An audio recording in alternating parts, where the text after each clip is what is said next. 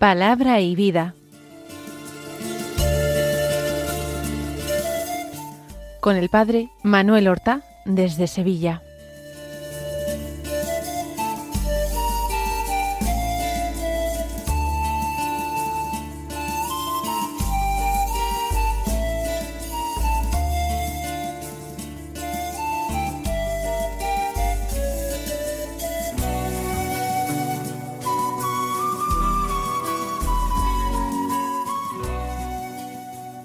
En el nombre del Padre, y del Hijo, y del Espíritu Santo. Amén. Alabados sean Jesús y María. Muy buenos días, queridos amigos, oyentes de Radio María y seguidores del programa Palabra y Vida.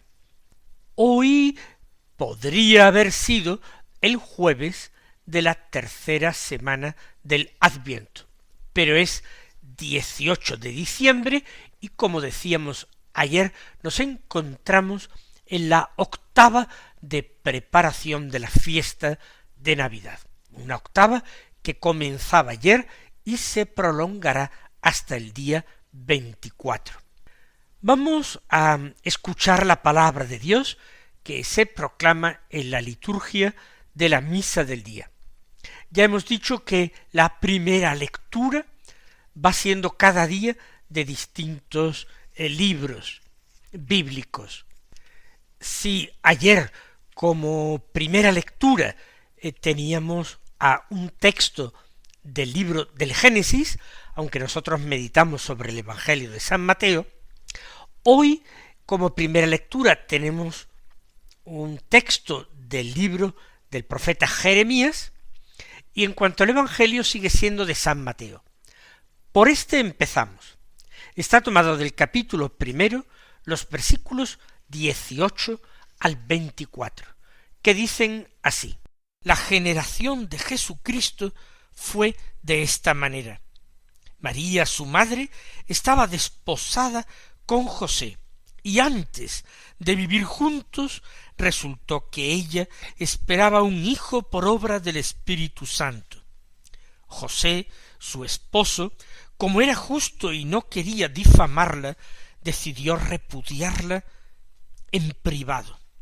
Pero apenas había tomado esta resolución, se le apareció en sueños un ángel del Señor, que le dijo: José, hijo de David, no temas acoger a María, tu mujer, porque la criatura que hay en ella viene del Espíritu Santo. Dará a luz un hijo, y tú le pondrás por nombre Jesús, porque él salvará a su pueblo de sus pecados. Todo esto sucedió para que se cumpliese lo que había dicho el Señor por medio del profeta: Mirad, la Virgen concebirá y dará a luz un hijo, y le pondrán por nombre Emmanuel, que significa Dios con nosotros. Cuando José se despertó, hizo lo que le había mandado el ángel del Señor, y acogió a su mujer. San Mateo narra de esta manera la concepción de Jesús. Ya conocemos cómo lo hace San Lucas, con ese episodio de la Anunciación. Y después de relatar la visitación y el nacimiento del Bautista, narra también el nacimiento de Jesús. San Mateo parece que toma la perspectiva de José en el relato, mientras que San Lucas adopta muy claramente la perspectiva de María, contando la historia desde la perspectiva de uno o de otro personaje. Lo cierto es que dice que María estaba desposada con José, pero da a entender que no vivían juntos. Antes de vivir juntos, resultó que ella esperaba un hijo por obra del Espíritu Santo. Era normal que no convivieran estando sin embargo casados. Era perfectamente normal. A veces los matrimonios se contraían cuando los desposados eran muy jóvenes. Siempre el matrimonio era el resultado de un acuerdo entre las familias. Hoy estamos nosotros acostumbrados a que una pareja pues se gusta, se quieren y como se quieren, se casan. En otros tiempos, en muchísimas culturas y pueblos, primero se acordaba el matrimonio, se casaban y después, porque estaban casados, aprendían a quererse y procuraban quererse. Porque estaban casados, buscaban el cariño, el conocimiento mutuo y aprendían a quererse. En nuestras sociedades el camino es inverso, primero se conocen, se quieren y luego se casan. Bueno, pues en este caso, bien porque los esposos eran muy jóvenes, o alguno de los dos era muy joven, bien por otros motivos, se dilataba siempre un poco lo que es, por una parte, la firma del contrato matrimonial, los desposorios, que son ya un verdadero matrimonio, un compromiso mutuo, y lo que es la cohabitación, que viene precedida de un banquete nupcial y una ceremonia de entrega de la esposa al esposo y de introducción de la esposa en la casa de familiar, bajo el techo del esposo. A partir de este segundo momento, el matrimonio ya se hacía perfecto y adquiría esa dimensión pública frente a todos. Pero el matrimonio ya existía. María y José han sido desposados, todavía no hay convivencia. Y ella es en este momento cuando concibe un hijo por obra del Espíritu Santo. Y José se entera, no sabemos si se entera por revelación de la misma Virgen o de los familiares de María, o a través de quién José ha sido informado. Pero ha sido informado sólo del hecho que María espera un hijo, pero no los motivos por los que espera un hijo. Un repudio público sembraría de dudas la legitimidad de aquella criatura que venía en camino. Un repudio público, aun sin denuncia por adulterio, sembraría y llenaría de sospechas la persona de María y de su hijo. Y él no quiere hacerlo así. Sin embargo, decide repudiarla en privado. No hacer un acto público, sino lo mismo que se había formalizado aquel contrato matrimonial de una manera bastante privada, solamente asistiendo las personas más cercanas a cada uno de los cónyuges, principalmente los que habían acordado el matrimonio, y ya está. José intuía que había algo de Dios en aquello. Pienso que probablemente sí, aunque el texto no nos da argumentos suficientes como para sostenerlo totalmente. Yo pienso que es más probable que José sospechara que allí había algo de Dios misterioso, más que sospechara que María había cometido adulterio. Eso no creo que pudiera pasar por la mente absolutamente de nadie en Nazaret. Imposible, conociendo mínimamente a aquella muchachita María, que irradiaba pureza, que era la pureza misma, porque era llena de gracia. Era imposible pensar mal de ella, absolutamente imposible pensar mal de ella, ni hablar mal de ella. Y José no quería que por culpa de este incidente alguien pudiera pensar algo malo de María.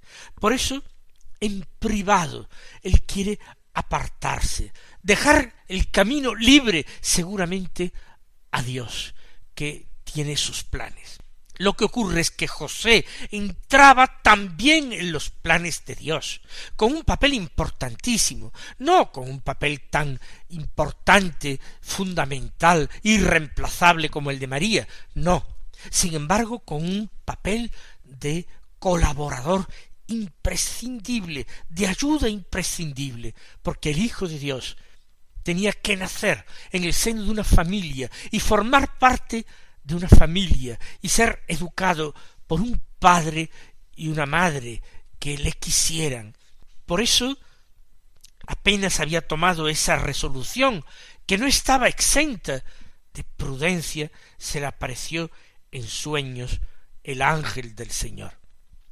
José también recibe una visita angélica como María, pero quizás María vio al ángel no en sueños, sino cuando estaba profundamente recogida en oración, mientras que José dormía, y el ángel le dijo: José, hijo de David, no temas acoger a María tu mujer, porque la criatura que hay en ella viene del Espíritu Santo.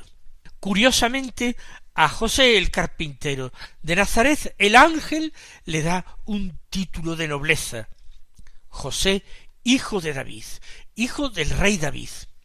Y era verdad, y José lo sabía, y probablemente era conocido por muchas otras personas. Pero el hecho de que el ángel lo mencione en sueños es verdaderamente significativo. José entiende con una claridad meridiana que el Hijo de María va a ser a los ojos de todos su propio hijo, y que por tanto la criatura que va a nacer de María, por él sería también hijo de David y descendiente de David. Y José, conocedor de las Escrituras, sabía que el Mesías sería el hijo de David. José entiende, quizás poco a poco, pero con una iluminación muy grande, a partir de aquella noche del sueño, entiende su papel y su vocación. Él es eslabón de una cadena. Él tiene que dar su nombre y tiene que dar su estirpe al Hijo de Dios.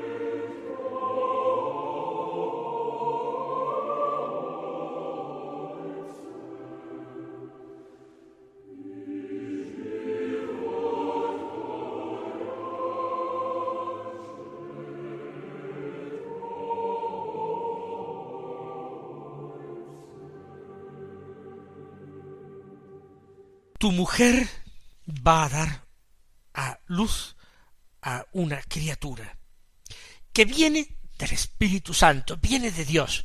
Si José lo había sospechado, ya se ven confirmadas todas sus sospechas. Hay algo que Dios está planeando hacer. Dará a luz un hijo y tú le pondrás por nombre Jesús, porque él salvará a su pueblo de sus pecados. el ángel destaca que José va a ser padre de este niño.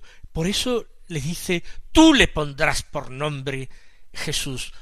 Era algo que le correspondía al padre, elegir y poner el nombre al hijo. Acuérdense de lo que narra San Lucas en relación al nacimiento de Juan Bautista. Le preguntaban al padre qué nombre le iban a poner al niño, y el padre lo escribió en una tablilla. Juan es su nombre. Ya la madre Isabel lo había dicho, pero que la madre lo dijera no era lo definitivo. La madre sorprende a todos diciendo que se va a llamar Juan. Le dicen, no hay nadie en tu familia que se llame así. Vamos al padre, que es el que tiene que imponer el nombre. Pero el padre, que es el sacerdote Zacarías, da la razón a su mujer, porque lo escribe porque está mudo hasta ese momento. Juan es su nombre. Pues bien, tú le pondrás por nombre Jesús, porque él salvará a su pueblo de sus pecados. Se dice porque, ya que el nombre de Jesús significa precisamente eso, Yahvé salva. Se llamará Yahvé salva, Joshua, Jesús, porque él salvará, pero la salvación de su pueblo no va a ser una liberación política de su pueblo, no va a coincidir con la expulsión de los poderes que oprimen a Israel, sino que él salvará a su pueblo de sus pecados, de una opresión 1000 veces peor, que es la tiránica opresión del príncipe de este mundo, el diablo. Y todo esto, dice el evangelista San Mateo, obedece a un plan previo de Dios. Se están cumpliendo las profecías antiguas. Todo esto, dice San Mateo, lo había dicho el Señor por medio del profeta, en concreto del profeta Isaías. Y recordemos que San Mateo es de los 4 evangelistas el que cita con más frecuencia los profetas de Israel, porque San Mateo escribió su evangelio probablemente en una primera redacción en lengua hebrea o aramea, mejor dicho, porque él se dirigía principalmente a una comunidad cristiana formada por judíos de raza que se habían convertido al cristianismo. Por eso les hace ver la continuidad que hay entre la antigua alianza y la nueva alianza. Jesús es el cumplimiento de las antiguas profecías. No hay contradicción. No pueden ser argüidos de desconocer la religión de Israel, las promesas hechas a los antepasados, las profecías antiguas, las promesas hechas también a David y a su dinastía. Todo encaja, todo coincide, y Mateo se alegra de poder ponerlo de relieve para que sus lectores conozcan esa continuidad admirable que hay. ¿Y qué dice aquella profecía citada por Mateo? Mirad, la Virgen concebirá y dará a luz un hijo, y le pondrán por nombre Emmanuel, que significa Dios con nosotros. Cuando fueron escritas estas palabras, el profeta entendía el alcance de las mismas, comprendía el significado profundo que se escondía detrás de estas palabras. Nuestra respuesta es que lo más probable es que no lo supiera. Muchos comentaristas modernos de la Biblia dicen que estas palabras del profeta se refieren al nacimiento de un hijo en palacio, un hijo del rey Acaz. Pero esto no tiene absolutamente ningún sentido, porque el profeta le iba a dar tanta importancia, el carácter de signo, al nacimiento de un niño de otro príncipe en el palacio real.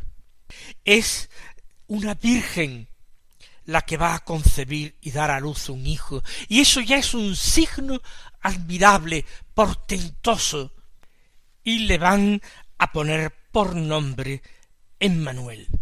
De nuevo, se trata de un nombre profético, por tanto simbólico. Jesús ya es un nombre cargado de significado, de sentido.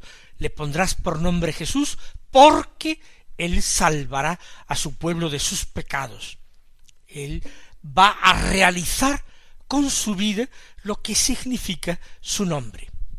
Pues bien, el nombre profético de Emmanuel significa Dios con nosotros. Y es imposible que Isaías pudiera llegar a conocer que ese hijo, que ese príncipe de la doncella que daría a luz, pudiera ser real, verdaderamente, literalmente, Dios con nosotros. Y sin embargo lo fue, sin embargo lo es para nosotros. Nuestro Señor Jesucristo, hombre verdadero, Hijo del hombre, y Dios verdadero, Hijo de Dios. Él salvará a su pueblo de sus pecados. Dios con nosotros.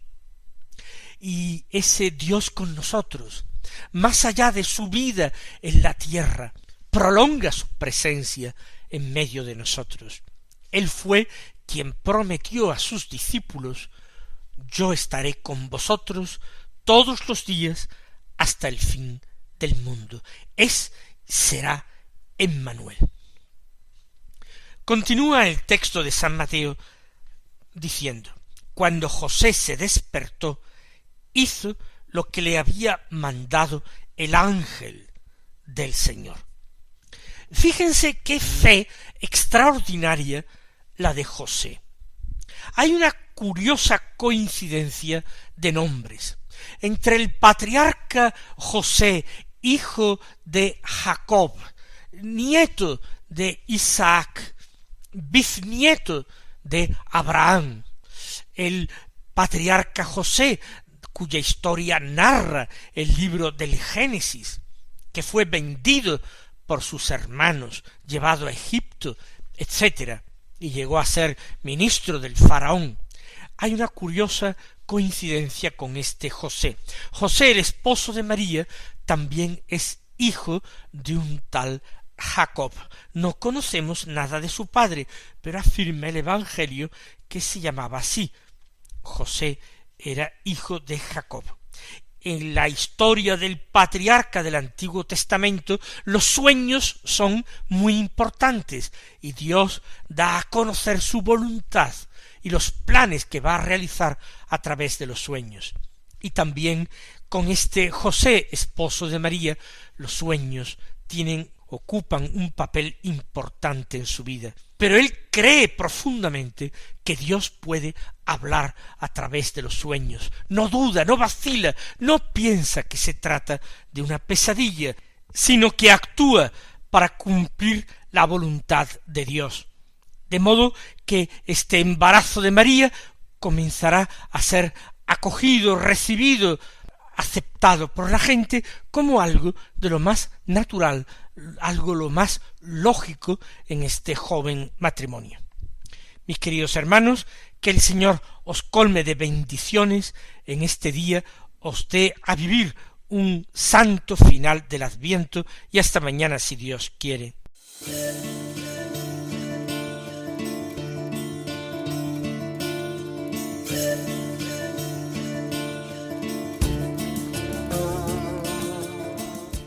Han escuchado en Radio María Palabra y Vida, un programa que dirige el Padre Manuel Horta.